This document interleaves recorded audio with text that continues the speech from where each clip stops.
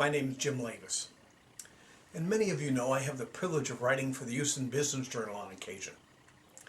And one of my readers gave me a call the other day asking for more examples of why University Connections always leans towards more of an incremental approach to sales training versus some of the traditional methods.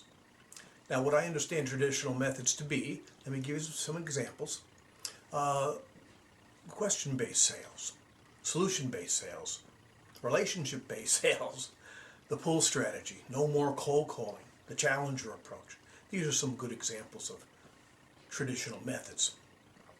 Now, within these traditional methods, the thought is that if you implement one of these solutions, naturally it'll drive revenue and create a behavioral change within your sales group as well as your prospect to earn their business. But it's never that straightforward, is it? When we tried to implement these processes within our group, we found they weren't seamless. Oftentimes there were costs that weren't disclosed. Now, they do have their strengths, but let me give you some examples of what some of the challenges were for us. The question-based sales approach. With that way of thinking, you have these 4 categories of questions. The spin sale. You have situation questions, problem-solving questions, implication questions, and need payoff. And the thinking is if you build and deliver those in the appropriate sequence, you will gain the credibility of your prospect and be able to drill down and define their pain and needs. But quite frankly, that wasn't our experience. Our experience was people looked and thought we didn't do our homework. They didn't enjoy all that probing. So that was just one strategy. Let's look at the pull strategy. That's another example.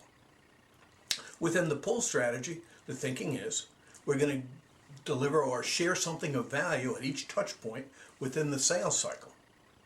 But the problem was, for that, it took so much time and energy to do the research, we had to hire additional staff.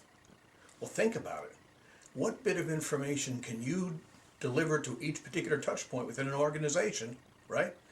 That doesn't sound like a sales pitch or a marketing ploy. It takes a lot of research. So that wasn't a good fit.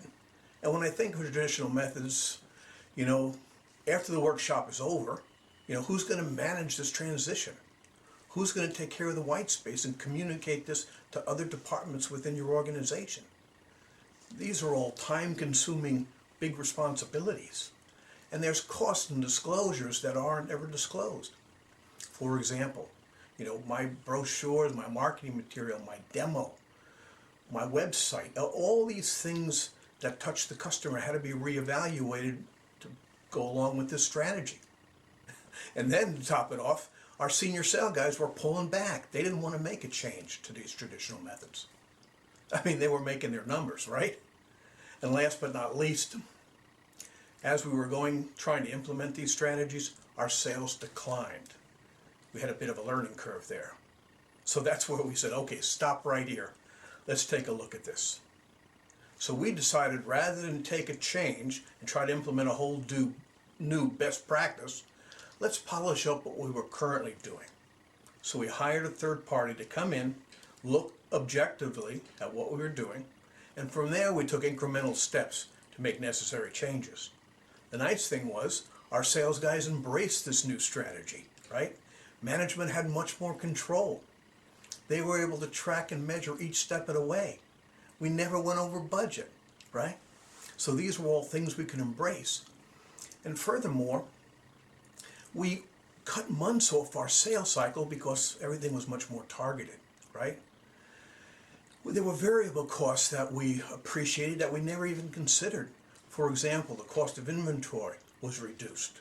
The cost of turnover was reduced. Think about it. If you're turning over 10, 15% of your guys every year, my God, that's an expense. That is an expense. Well, ask yourself, what does it take to orient a new guy into that territory? And what about the opportunity loss during that process? For us, when we made all these cuts and costs, we had more cash flow. We had more working capital. Because we used this incremental approach, we were able to even cut borrowing costs because we had the cash, right? And more importantly, our sales teams were better prepared. They knew more about their clients, their prospects. They knew more about their buying process. So ladies and gentlemen, if you'd like to learn a little bit more about university connections and how we can take an incremental approach to help you with your sales training, be so kind to give us a call. And thank you so much for viewing this video.